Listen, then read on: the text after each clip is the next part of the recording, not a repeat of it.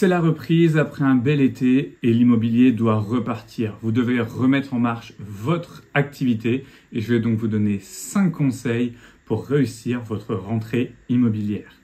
Pour ceux qui ne me connaissent pas, je suis Sébastien Ruchat, j'anime cette chaîne Le Mandataire Efficace pour donner un maximum de conseils aux gens qui souhaitent se lancer dans le métier de mandataire immobilier et je parle aussi un petit peu de crypto-monnaie et de finance pour ceux que ça intéresse.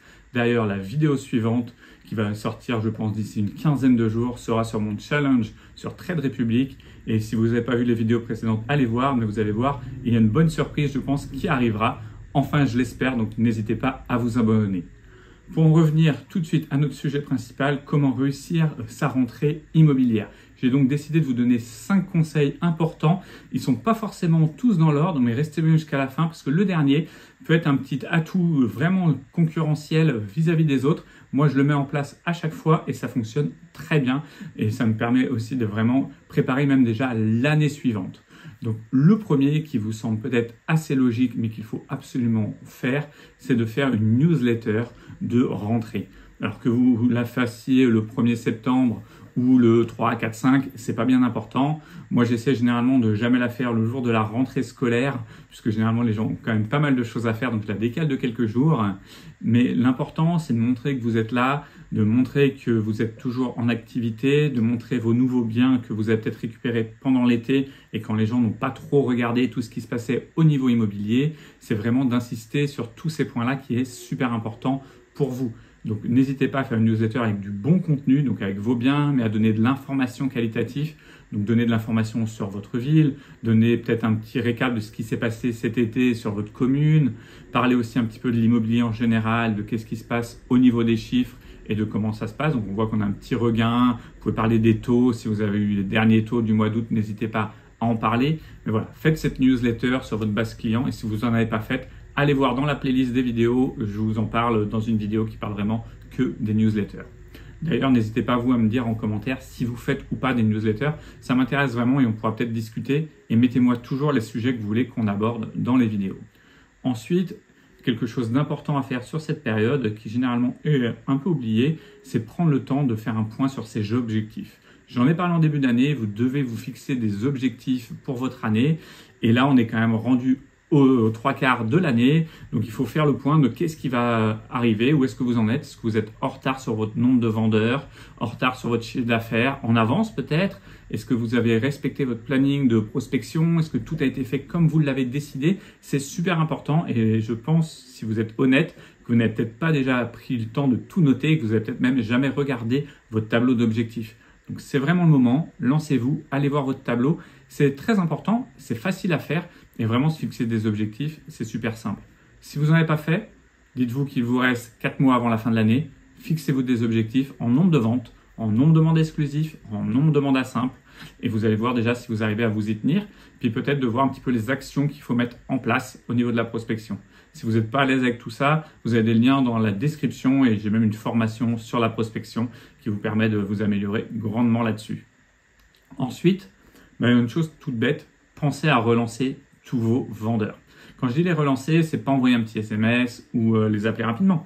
C'est essayer de prendre rendez-vous avec tous vos vendeurs pour refaire un point avec eux sur qu'est-ce qui s'est passé depuis que vous les avez en mandat, comment se passe le marché et essayer d'obtenir une baisse de prix ou refaire des photos aussi pour relancer un petit peu le dynamisme sur les mandats. On se rend compte quand même sur beaucoup de régions que l'immobilier est toujours assez calme, qu'on n'a pas pléthore d'acquéreurs. Donc, il faut vraiment choyer ces vendeurs, leur expliquer pourquoi ça ne va pas et du coup de vous mettre la présence de vous avec eux sur un rendez-vous physique est super important. Donc, allez-y, prenez rendez-vous, allez les voir. Je sais que vos agendas normalement ne sont pas débordés, donc prenez le temps d'aller voir tous vos vendeurs et essayez d'avoir des baisses de prix et communiquer dessus. Refaites des vidéos pour vos réseaux sociaux si vous êtes sur vos réseaux sociaux, que ce soit YouTube, Instagram, Facebook. Faites une petite vidéo en story, montrez que vous retournez voir le bien et autres. Alimentez tout ça pour pouvoir vous rendre présent un petit peu sur vos mandats parce que si vous ne les faites pas vivre, vous allez les perdre, vous allez perdre votre exclusivité, vous allez perdre aussi en crédibilité vis-à-vis de vos vendeurs. Donc n'hésitez vraiment pas à vous rendre là-bas, c'est super important. Autre point très important, c'est de montrer à quel point vous êtes présent auprès de vos apporteurs d'affaires. Donc au niveau des apporteurs, vous allez avoir 2 choses qui peuvent se faire, ça c'est mon 4e conseil, choyez vos apporteurs, mais appelez-les, allez voir comment se sont passées leurs vacances, allez vraiment prendre du temps avec eux. Normalement, vous n'en avez pas 200, donc il faut vraiment prendre le temps d'aller les voir et aussi de réfléchir à quel client peut devenir un nouvel apporteur d'affaires, quel commerçant peut devenir un nouvel apporteur d'affaires. Les apporteurs d'affaires, c'est souvent négligé par un mandataire immobilier et c'est pourtant là où vous allez avoir du business régulier.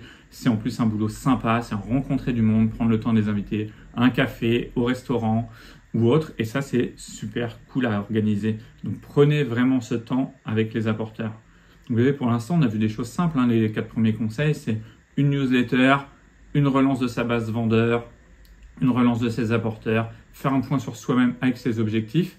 Et après, pour booster tout ça, moi, je vous conseille d'organiser 1 ou 2 événements. Il faut prendre le temps de cette rentrée pour le faire. Et ça peut être pour le faire pour les 4 prochains mois. C'est-à-dire qu'il y a plusieurs sortes d'événements, mais un événement sur lequel vous regroupez, par exemple, tous vos apporteurs, tous les gens qui ont acheté avec vous depuis le début de l'année ou autre pour faire un petit buzz sur la commune, peut être quelque chose de super sympa à faire. Vous pouvez organiser quelque chose, un événement. Je sais que on peut très bien faire, pourquoi pas, ce qui est un peu à la mode en ce moment, et j'avoue, j'ai cédé à ça parce que moi, je joue aussi beaucoup au padel, et on peut aller se faire organiser un tournoi, mais sinon, vous pouvez organiser aussi des petits concours sur vos réseaux sociaux pour faire gagner des choses avec vos commerçants qui sont sûrement des apporteurs d'affaires.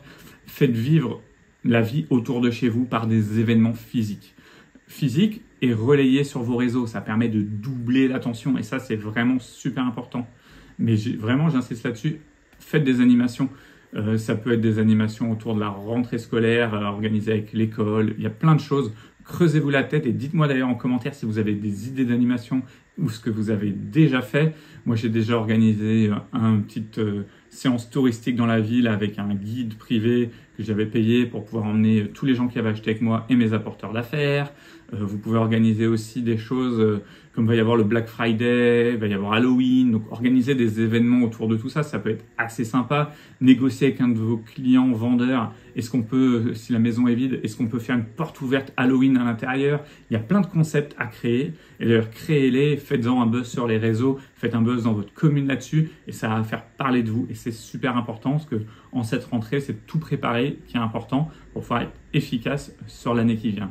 Donc j'espère que tout ça vous a été intéressant. N'hésitez pas surtout à liker la vidéo, à commenter, à la partager un maximum, ça m'aide beaucoup.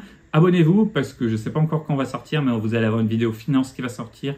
Et je vais essayer de me tenir quand même, vous faire une petite vidéo minimum par mois pour faire vivre un petit peu cette chaîne. Et si vraiment vous plébiscitez cette vidéo, peut-être que j'essaierai d'en faire un peu plus. Allez, dites-moi ce que vous voulez et je vous dis à bientôt. Ciao!